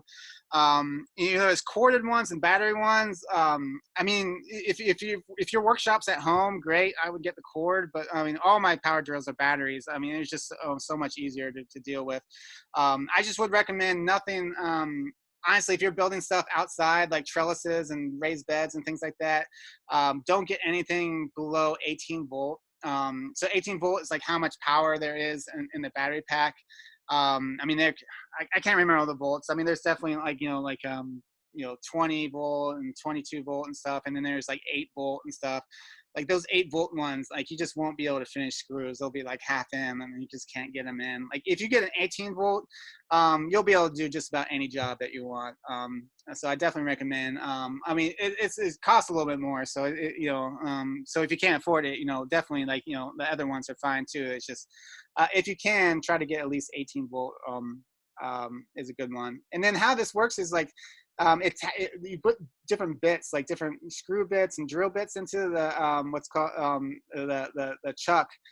So this is like a little claw and you can manually, if you turn what's this rubber thing is called a chuck, it'll open that claw up, and or if you just put it in reverse and hold on to it, you can open it up really quickly. And you can drop the screw bit in there, and then you turn it and tighten it. And you want to tighten it really strong and make sure that bit is straight in there, and that's really ready to go. But the main issue, like I swear, like it doesn't matter if you're an expert or a beginner, but if you're having problems, the first thing you want to do is just make sure you're in forward or reverse. So there's a little button on the side that if you're screwing something in, you need to be in forward, and then if you're taking a screw out, you need to be in reverse. And that sounds very simple, but when you're doing a big job, you just forget that stuff and it gets mixed up, and you're like, why won't the screw go in? And you're like in reverse the whole time. So yeah, definitely, I mean, that's a good thing to check right off the bat. And then impact drivers. So these things, these are like power drills, but they're less versatile, but they have a lot more power. What they do, they have this like thing called a hammer mechanism. It's inside the motor, and when it needs more power, you'll start hearing this da da da da da da da. It's actually this hammer that hits the torque and actually gives you a lot more power. And that's like if you want to do timber locks and just like if you need a lot more power, these things work really well. Like I mainly use these guys for most jobs, unless and like I said, you can't change the power, but you can also just barely hit the trigger, and that will lower the power too. Again, 18 volts, if possible, try to get at least 18 volt. So they need special bits. How you open up the bits, it's not like a claw. You drop the bit into this, this chuck area, but then you can't get it out. You have to pull the chuck up, and then that will pop the bit out. But you need these special little bits that have these like nodules or whatever on the end. The same with screws. You can do screws, but they need to be special bits that are designed for impacts. You can't just drop one of these guys in without like the backing, or it will fall right out. So you do need special bits for it, and get a little annoying. Yeah, there's just so much more power to these things, and it's really great. And I mean, I sound like sometimes I feel like I'm like a DeWalt salesman, but most of our stuff is DeWalt, just because DeWalt, I think DeWalt, there's a lot of different brands out there, and DeWalt is like a really good mid-grade brand. There's better ones, and there's also worse ones. DeWalt, but DeWalt has like really great package deals. Like you can usually find like an impact driver and a power drill and 2 batteries, 18 volt for like $150, which is a really great deal. And you can't find, it's more expensive for the other ones. Or if you're buying a lot of them, DeWalt is great. But like the more higher grade ones are like Makita, is their more expensive but really nice stuff. And then on the low end, like Ryobi, is really is really tough to work with. And then there's like Milwaukee, that's kind of like probably mid-grade, a little better, and a couple other ones. But a good sense is like Makita is the best. DeWalt is a good mid-grade, and Ryobi is kind of the worst. But sometimes, I mean, if you don't want to spend $100, Ryobi is perfect for you. Ryobi has some really cheap power tools, but it's just, you won't get the performance if you're using them a lot. And then how to not strip screws. So this is really important. We do a lot of volunteer days. We built like 30 or 40 of our compost bins. We built on volunteer days, and just throughout that volunteer day, you just hear that stripping is when you just destroy the inside of the screw, and then you can't get it out. It's just this awful noise. If anyone's ever heard of it, it's just terrible. And the worst part is like when people start stripping, they think they just keep on going because they don't quite understand what's happening. So if you ever hear an awful noise coming from your screw, first thing you want to do is stop. You don't want to keep on going, or you'll end up stripping the whole screw. So you want to kind of like double check everything, make sure you're forwards and backwards, you're in the right direction. Make sure your bits, like make sure the screw's not already stripped, or your screw bit isn't already stripped down. Ask yourself, can I pre-drill this hole? Do I need to be drilling this, all alone? and then from there, and then try it again, but try it with a lot more pressure. So I see a lot of people hold power drills like this, where they'll put their second hand on the battery, and that's not really doing anything. You know, maybe it'll help you a little bit when you don't need a lot of help.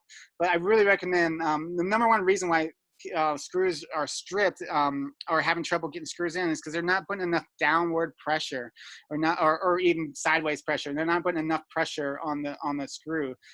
So a lot of times you put your hand on the back of the screw, and a lot of times I'll just put my whole weight, my whole body into it, just to get that downward pressure, and that should help get the screw in. But sometimes things just get stripped too much, and you can actually get these screw extractors if they're completely stripped. These things, they carve out the insides, and then you flip the bit to this angle, and it'll actually rethread the screw, and then you can use it to kind of pull the screws out. So this is like worst case scenario, but if you completely messed up your screws, it's not a lost cause. You can get these screw extractors, and they're real cheap. And this is another one too. When you're deconstructing things, or let's say you put a screw in the wrong place and you didn't take it out, and suddenly it won't come out. A lot of times it's because the wood, because all the thread parts have left the wood, and you just have the shaft that's in there, and so when you try to screw it, it just spins in place. It doesn't come out. So this is a common thing that happens all the time. So a couple of tricks if that happens is get a second piece of wood, put it down onto that second piece of wood, and then try and put some downward pressure so it actually catches the top threads of that screw again, and then reverse it, and that should it should come out nicely. And if it doesn't, just flip that board upside down, take a hammer, give it a couple hits, until those threads are back in the wood, and then you can screw it back out.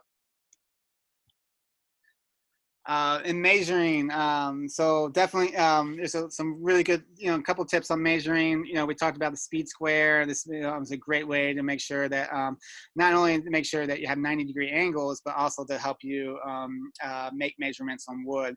So let's say you buy like an 8-foot piece of wood, and you want to cut that down to 6 feet. So you get tape measure. Move that. The really important thing that I see a lot is like when you're measuring a piece of wood, they have these little hooks that you can put on the end and then pull that tape measure out.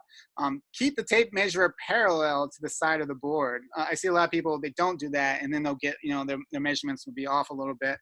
And then when you're making a mark, I really like these like crow's feet. Make a crow's feet mark where where 2 lines, when they come together right at that where your measurement, and then use that speed square. If you put the side of it on the side of the wood, it'll give you a nice 90-degree angle, and you could just make a line all the way down. And then you can make your cut, and it's going to be a lot easier. And then just understand the measurements. You have inch measurements, half inches, 1/8 inches, 16th inches. So, again, like with most things with gardening, you don't need to get that precise. But if you're moving on to like more skilled carpentry, it's good to know, like 16th inches and 1/8 inches and stuff. And then like levels, there's a lot of different ways to level things. So the most common level is getting that bubble. There's a little bubble in some liquid, and you want to get in between these 2 lines, and that's when it's level. So I'm sure everyone's seen that. You got your bar levels. String levels are really great if you're trying to detect if you what angles you should have your raised beds, trying to find the contour lines and things. You put in that string angle will help you find level areas to build your raised beds. Post levels we talked about, and things like that. And then we'll talk a little bit about saws. So a couple quick safety tips on saws. Safety glasses, ear protection, dust mask. You typically don't need dust masks if you're sawing outdoors, but if you're indoors, you definitely want to get a dust mask. And like same with ear protections and stuff. So a lot of times, this is more relevant indoors, but even outdoors, I'll wear safety glasses because I've gotten sawdust in my eyes before. That is the worst. So definitely wear glasses when you're sawing. Inspect your blade, make sure it's not rusted or dull or things like that. Or if it looks like that, get a new blade. And make sure you have a clear cutting path. Start your blades before we'll talk about a couple different saws. You always want to start your blade, get it going, and then chop. You don't want to like rest your blade on top of something and then hit power. Make sure, clothes and hair and all that stuff, tie all that stuff up, no loose fitting things. Just make sure you have a clean area. Don't be cutting things, in a real cluttered, area. You're going to, something's going to happen. And then chop saw. So this is the best saw. It looks like a beast, but it is actually the safest and the easiest saw to use is your chop saws or your miter saws. The idea is it's just got a clamp. It's got a circular blade. You can turn it on with a trigger up here. You put a piece of wood on the top. Make sure like that wood get some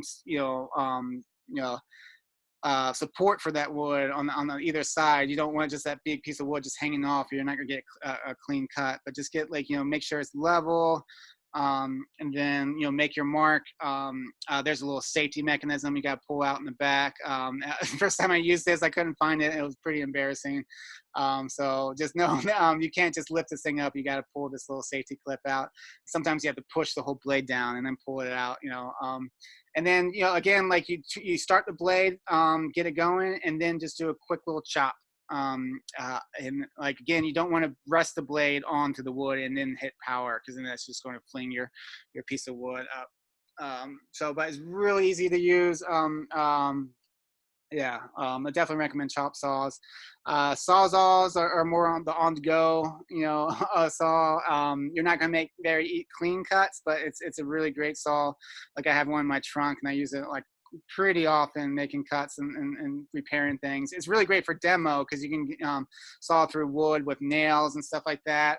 But it's a blade. You put one of these blades into your this thing, and it just goes back and forth really fast. And it can be kind of crazy. Like you got to commit. You can't be like kind of hesitant with this thing. But definitely like how it works. You want to put this is called a shoe. You want to put that shoe against whatever you're cutting, and then turn on the saw and start cutting it. Again, yeah, you can cut metal. You can cut wood. It's a pretty great tool. And then you got your circular saws. So these things again, like they're a little tricky to use, but the thing about a circular saw is the depth is the main thing. So you have this base, this like kind of base thing for your circular saw, and how deep you want to go is based on moving this thing up and down. So if you want to, if you just want to cut a top board that's, and not on the bottom board, you need to measure it just right so that blade doesn't go any deeper or not. So you move that lever up and down. So this whole thing. Again, you're not making, when you're making, if you want deeper or shallower cuts, it's not about lowering the blade, it's about lowering the base of it up and down. And then you use this little notch, to go make cuts. You can make diagonal cuts and all kinds of things. But there's a lot of things you can do with these things. Just be really careful the cords on these things. They do make battery circular saws. They're okay. I mean, the batteries die so quickly. I always just use the corded ones. But you just want to be really careful. You're not, cutting over anything like a cord or anything like that. And then the biggest thing to know is when you're making cuts on wood, there's a thing called binding. Is when you cut, let's say you get a piece of wood, you put it on these two like workhorse things, whatever you call them, and then you start cutting this. And the idea is when you start cutting in the middle, it's going to start falling inward. And then the top of the wood is actually going to, pinch your blade, and it's going to bind it, and it's going to stop it. It might kick it back or something. So to prevent that, you want to always cut, your wood. You want your wood to be on some kind of base, and then you want to cut the pieces, and the piece should just fall off. Or if you have to do like a workhorse, you get like a piece of wood and you get some pieces on top to prop this up, and then you cut it. The idea is whenever you're cutting, it should just fall off. It shouldn't, fall inward, and then it's going to bind your wood. So definitely something to think about, like when you're setting up the wood. In the last section, we're just going to do a real quick thing on hand tools. I know a lot of people have probably used hand tools before. Yeah, just going to give a couple little quick tips. Like they are, I mean, you know, especially saws, it does take a little bit of, it took me a little bit to actually make some, you know, decent cuts. So with saws, you need to know like the larger teeth, the faster it cuts, but just not as neatly. Um, so like these big carpenter saws are great, you know, they're easier, but I tend to use I use pruning saws when I cut wood because I find that it's a lot easier I can get a nice more control. I can get a nicer cut. So pruning saws typically they have a little bit of an arch because you're meant to prune branches. They have, you know, some smaller teeth so you can get some, you know, some nicer cuts out of them. And then if you're going like rip cuts and cross cuts and stuff like that, like wood has like a grain. It's the lines that go down. If you're cutting across the grain, you can get a certain saw for that. I never pay attention to any of this stuff. I think if you get into carpentry someday, it might be good to understand this stuff. But I cut everything with a pruning saw. And it works just fine. Hacksaws have really small blades, teeth, and that's for like cutting metals and things like that. If you're like, and like some of the metals you may cut is like, especially if you're making conduit hoops out for the low tunnels, you may want to cut the bottoms, you know, just to raise them or lower them. And just some tips on when you're starting to saw. It's actually kind of hard to get. Like I know it sounds simple, but um, you can't just like put your saw down and start, you know, going back and forth. It's just going to be all over the place. It's good to, you know, kind of you be slow. And what I do is I put my thumb against the saw blade and I just, you know, pull it back gently. And the idea is I just want to start a little trench. And then once I had that trench in place, then I could start going at it and just going back and forth, you know. And the idea is you want to do long, you know, cuts. You don't want to do short cuts, you know. When you're cutting things, you'll get a lot more strength when you do that. Unless you're doing more delicate things, and then you can, you could definitely do, you know, shorter strokes. But yeah, definitely like keep your blades clean and dry and sharp. And like you can sharpen saw blades, but it's a pain in the butt. I would just order new saw blades, and you can reattach them if possible. And same with hammer tips. You know, just a couple of things when you're hammering. Um, you know, the idea with hammers is you want the hammer to be like, parallel to the surface or perpendicular to the hammer. You don't want to like hit it at an angle because you're just going to that nail's going to go all over the place. A lot of times when you're dealing with small nails, you can put them in like little pieces of paper or clothespins, you know, if you're worried about hammering your finger, just to keep them, you know, straight. And then if you're pulling things out, you know, just getting more leverage by, you know, putting like, you know, the back of the hammer, you know, on a block of wood or something like that. And then like pry bars, if you're doing some demo that you're taking apart, you know, compost bins and things like that. It's always good to have, you know, like it's like a crowbar, it's like but it's pry. If you got a hammer pry bar, you could do, you know, you can take apart things really easy. Just, you know, squeeze that pry bar in there and then hammer the top of it, and that should just pop things right out. Staple guns, yeah, basically the same. I mean, a little bit different than the normal office stapler. You want to make sure it's flat on the ground. A lot of people will have it at an angle and it won't come out and won't work very well. It's the opposite of loading office staplers. Just so you know, yeah, you pull the back off and load this in. It's complete opposite. I mean, it's hard to describe, but everyone always loads construction staplers wrong in the first time. Just so just you just you have the channel out and you just kind of throw the staples right in. And then like if you have like a stuck jam stapler, getting like a screwdriver, you know, just to pop that staple out works really well.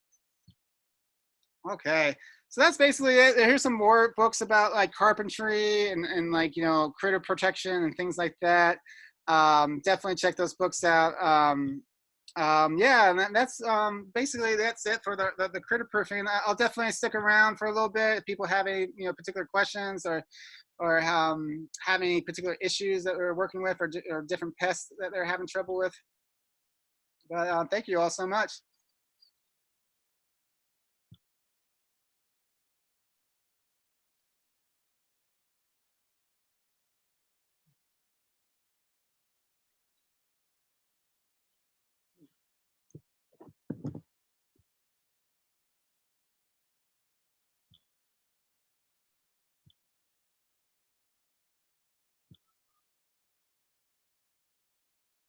All right. Well, thank you all so much too. Well, if there's no other questions, I might just go ahead and end this meeting. But feel free to email me tomorrow, noon to 1 is our Q&A session. So if you think of some questions later, definitely let me know. But all right, here's a question. You mentioned about placing pepper flakes on the bird feeder.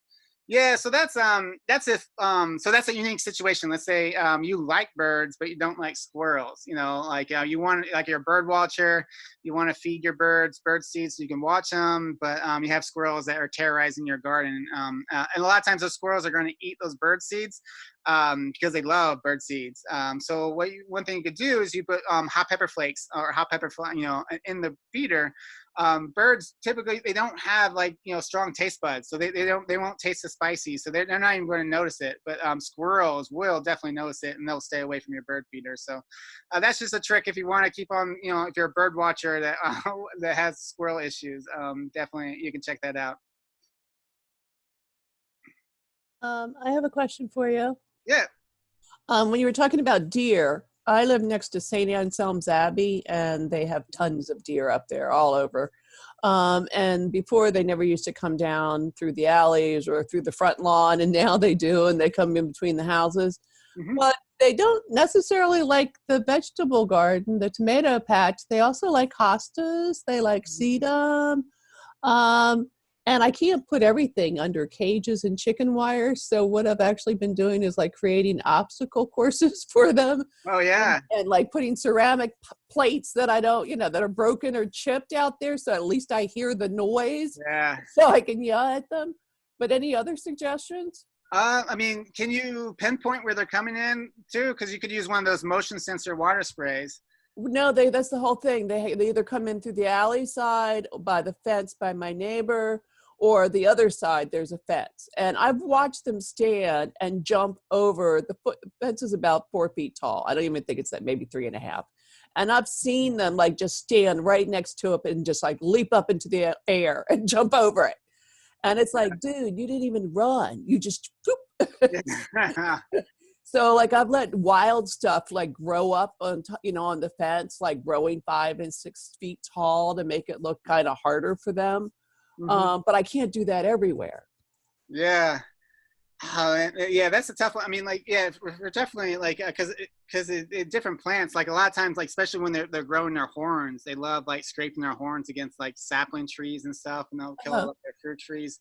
Yeah, I mean, like you could do physical barriers, just finding like you could create, like for trees and stuff, like they actually have trunk guards. They can create, you can wrap around trees. You can create little hardware cloth, things for your hostas and stuff like that, but.